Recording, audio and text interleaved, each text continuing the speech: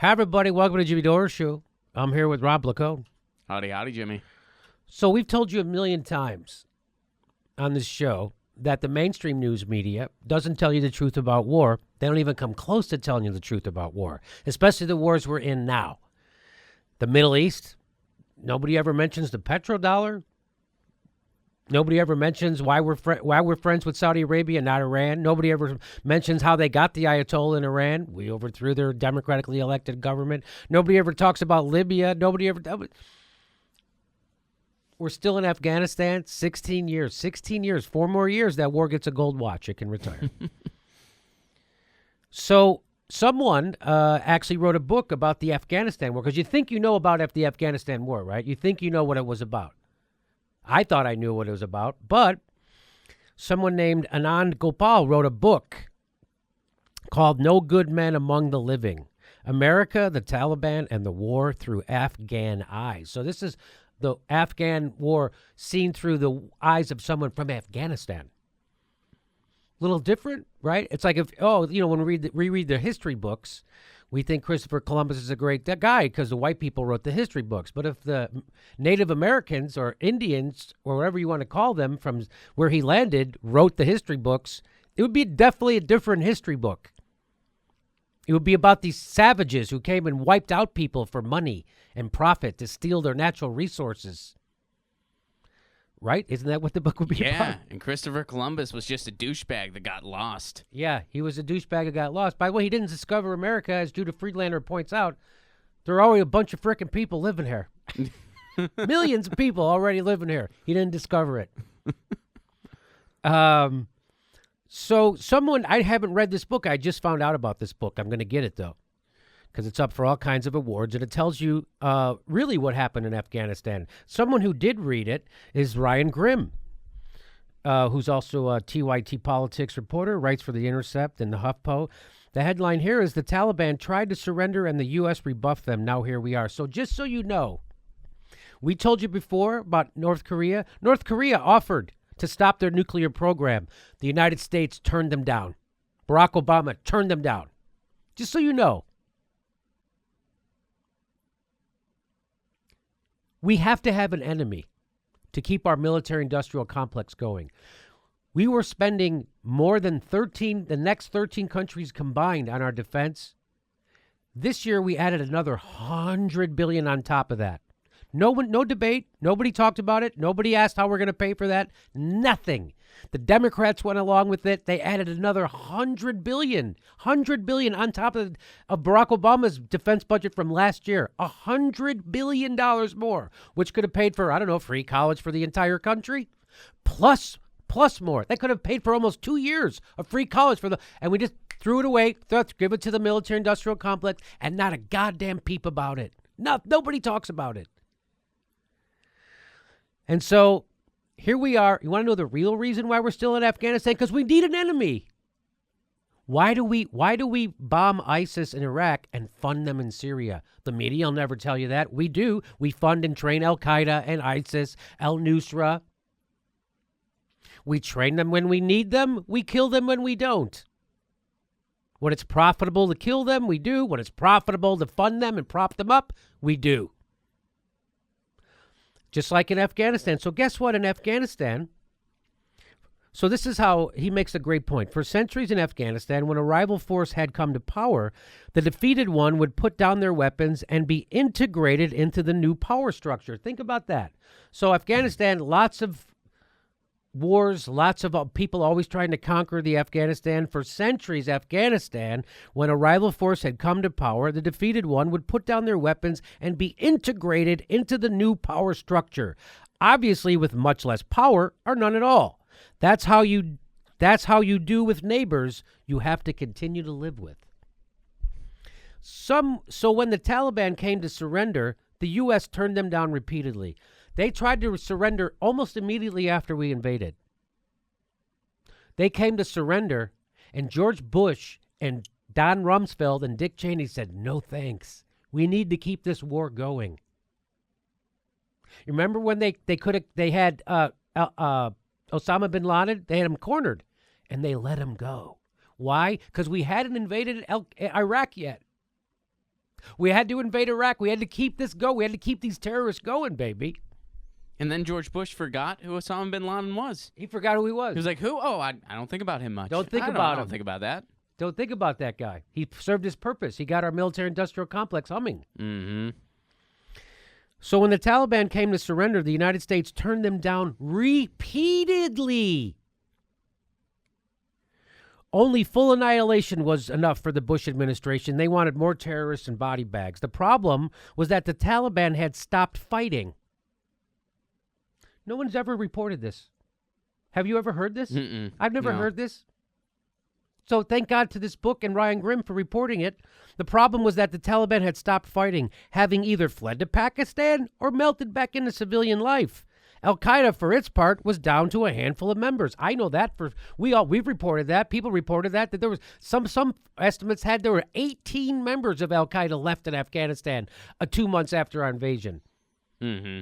18 And we were dropping these bombs to try to find them. to fight 18 people. The Taliban, they all went to Pakistan or went back into civilian life. You know why? Because they live there. And you can't tell them apart. They live there. So Ryan Grimm says, so how do you kill terrorists if there aren't any? If there's no Al-Qaeda left and the Taliban went to Pakistan or melted back into the civilian life, how do you keep this war going if there's no terrorists? Well, simple. Afghans that the United States worked with understood the predicament their military sponsors were in, so they fabricated bad guys. So the United States were paying off people to work with them in the Afghanistan. Those people saw that in order to keep this money train going, we got to keep this war going. We have to find terrorists. So they invented them. So what they would do is start snitching on people who they were having arguments with or they had disputes with. They would say those guys are Taliban, and the United States would go kick their door down in the middle of the night and put them and send them to Guantanamo or wherever they send them, Bagram, Black Ops side, whatever they would do. Demand has a way of creating supply, and the U.S. was paying for information that led to the death or capture of Taliban fighters. If someone was going to pay me for some information on the Taliban fighters, I would have some information on Taliban fighters. Where'd I get it? I don't know, but I got it. Can I have some money? Give me the money. Here's your information. Suddenly, there were Taliban everywhere. Scores settling ran amok. All you had to do to get your neighbor killed or sent to Guantanamo was to tell the United States that they were members of the Taliban. Wow. That's how we kept this war going. That's how we kept this war going. After a few years of this charade, after their surrender efforts were repeatedly rebuffed, the old Taliban started picking up guns again. When they were driven from power, the population was happy to see them go. The U.S. managed to make them popular again. Yeah, because when you're hostile to a nation of people, and you they're occupy a get goddamn angry. country, they're going to be with anybody who's going to get you out of there. Mm-hmm. So just think of this. A whole generation of people have come and gone since we invaded. So there's a whole generation of people who don't remember that the Taliban were assholes. And that is an occupation is all they know. All they know is all that they know. That's exactly what we're saying. The United States has been occupying them for a generation now. And those kids, those 16-year-olds, 17, 18, 19, 20, 21, 22, they don't remember the Taliban. All they remember is the United States killing everyone, occupying their country.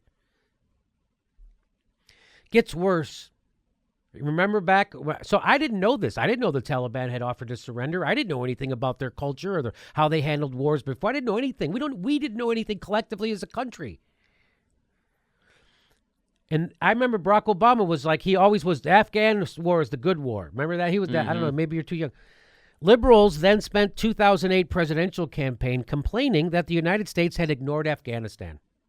I remember this. I remember the liberals campaigning like that. When in reality, the parts of the country without troop presence were the only parts at peace, facing no insurgency against the Afghan government, such as it was.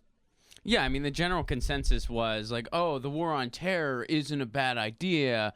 they just went to the wrong place. They went to Iraq. It's still a good idea. Still a good we idea. should still continue this, but Iraq was a bad idea. Yeah, that's where the it's like, yeah, Iraq was a terrible idea, but the whole thing's an awful idea. Yeah.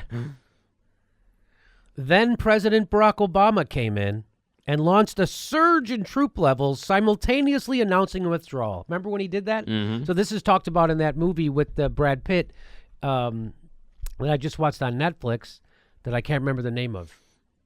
It's the War Machine. Thank you. War Machine. So they showed this in the movie when Barack Obama announces a 30,000 troop surge, and then he's like, but we're going to bring them back in 18 months. What? We're going to tell you how long this war is going to be ahead of time. Simultaneously announcing withdrawal, coupled with a heightened focus on night raids, relying on the same system of unreliable intelligence that had netted so many uninvolved people already. So Barack Obama went and terrorized that country.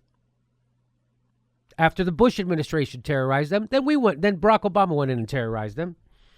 Before Trump spends the windfall, this is how Ryan Grimm ends his article. He says, before Trump spends the windfall he hopes to reap from mining, he should consider one startling reality. We are now losing a war to an enemy that already surrendered. That's not easy to do. Wow. Yeah, that's a powerful closing there. Wow. Sheesh. It's a nice bit of writing by Ryan Grimm. Yeah. So there you go. You're not being told the truth about it. You got to go to The Intercept. You got to get that book. You got to watch this jag-off on YouTube. We're never told the truth about war. Just so you know, you're never told the truth. It's all propaganda. And as George Orwell told us, we only go to war when a handful of rich people believe they can make money off it. When the elite realize they can make money off war, then we go. That's it. What do you think we're doing in Syria? What do you think we're doing in Libya? You think we're fighting bad guys? What do you think we have been fighting no one in Afghanistan. We've been terrorizing and occupying a country. There's no one to even fight. Anything, Ron? Anything? That's it. I mean, that's what more can you say? We are now losing a war to an enemy that already surrendered. That's not easy to do. I can't put it better than that. So this war is completely bullshit. Barack Obama completely bullshitted this war.